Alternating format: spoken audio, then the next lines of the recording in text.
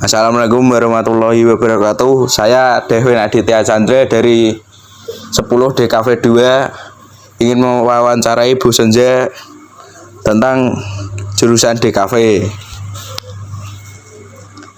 Siapa saja guru di jurusan DKV dan apa saja yang diajarkan? Jadi kalau di jurusan DKV itu ada berarti sekitar sebentar saya hitungkan, ada Pak Willy, Pak Danu, Pak Moko, Pak Agung, Bu Ria, Bu Senja, Pak Mulyono, Pak Eko, kemudian ada Bu Santi, ada 9 guru dan 1 orang teknisinya Pak Iwan. Nah, untuk guru di DKV itu jelas yang pertama, ada 1 lagi ketinggalan, itu Bu Indri. Tapi Bu Indri mapelnya khusus TIK nanti. Nah, kalau di jurusan DKV sendiri, jelas yang kita ajarkan adalah mapel konsentrasi DKV dan diperbantukan untuk mengajar informatika. Jadi informatikanya untuk yang kelas 10 TB dan TO itu dipegang Bu Indri. Kemudian yang kelas 10 DKV itu dengan Pak Mulyono Ali. Kemudian pembagian gurunya untuk konsentrasi DKV-nya kelas 10 itu ada Pak Agung dan Pak Eko di mapel dasar DKV. Kemudian kelas 11 itu Bu Senja, Bu Ria, Pak Willy dan Bu Santi itu mapelnya konsentrasi DKV. Kemudian di kelas 12 itu ada Pak Danu, Pak Moko, Pak Mulyono juga ngajar di kelas 12, Bu Ria juga, Bu Santi juga, Pak Willy juga, itu masih mapel multimedia kalau di kelas 12 ya. Beda jurusannya, ini masih multimedia, itu ada DMI dan ada audio video seperti itu. Apa sih jurusan DKV itu? Jurusan DKV itu kepanjangan dari desain komunikasi visual. Nah, jurusan DKV itu bisa dikatakan sebagai jurusan yang mempelajari tentang bagaimana membuat desain yang nanti akan digunakan sebagai alat untuk komunikasi visual. Gitu.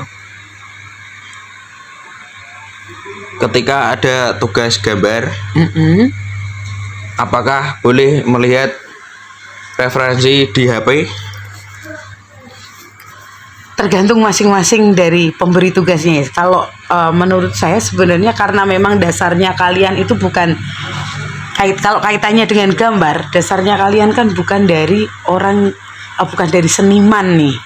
Kalau mau lihat referensi, kalau saya silahkan, karena sebenarnya di internet atau di media apapun itu banyak referensi-referensi yang berkaitan dengan DKV sebagai referensi. Nanti kalau kamu sudah menghasilkan karya untuk dijual, baru karya itu harus original karyamu. Apa saja aplikasi yang wajib dimiliki siswa DKV? Yang jelas kalau aplikasi yang wajib dimiliki ya aplikasi yang berkaitan dengan desain, desain baik itu nanti grafis ataupun desain-desain yang lainnya.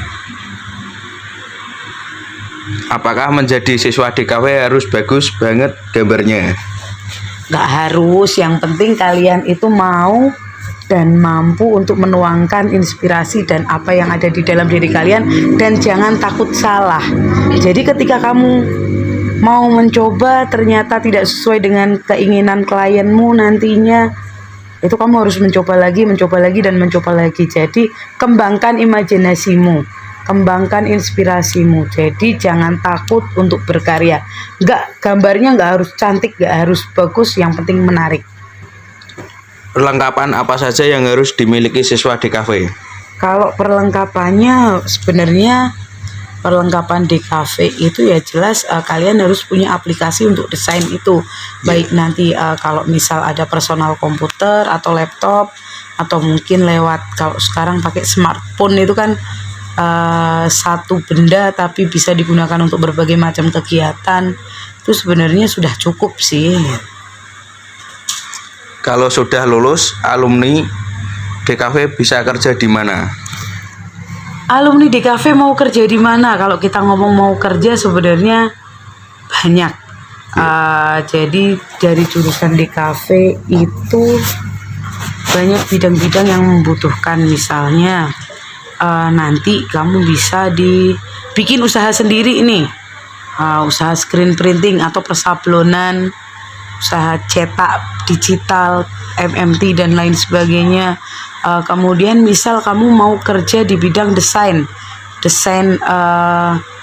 bikin desain misalnya tentang desain iklan, poster, brosur, itu kamu membuat usaha mandiri itu akan lebih mudah. Kemudian kalaupun memang kamu pengennya masuk ke perusahaan-perusahaan besar yang bergerak di bidang percetakan juga bisa.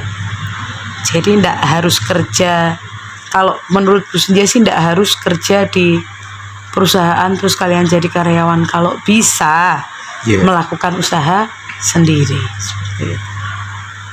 Mana saja perguruan tinggi dengan jurusan DKV yang direkomendasikan? Yang jelas kalau Bu Senja yang pertama di ISI, Institut Seni Indonesia, itu ada di ISI Jogja, itu ada jurusan DKV-nya.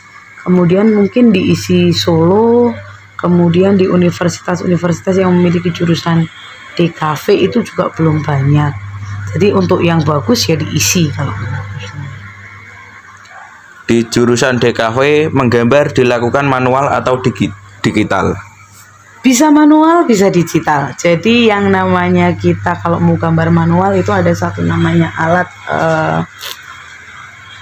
pen tablet. Jadi kamu bisa gambar manual di pen tablet, nanti digitalkan lewat komputer, itu bisa. Atau enggak seperti yang dilakukan teman-teman kalian di DKV 3 dan 4, itu gambar secara manual, nanti kalau mau didigitalkan juga di scan, dimasukkan ke komputer, itu bisa. Digital oke, manual juga oke. Udah. Terima kasih atas wawancaranya. Maaf mengganggu waktunya, Bu. Ya, nggak apa-apa. Semoga bisa belajar lebih banyak lagi, lebih baik lagi, dan semoga kalian semua jadi orang yang sukses. Sekian dari kelompok 2. Assalamualaikum warahmatullahi wabarakatuh. Waalaikumsalam.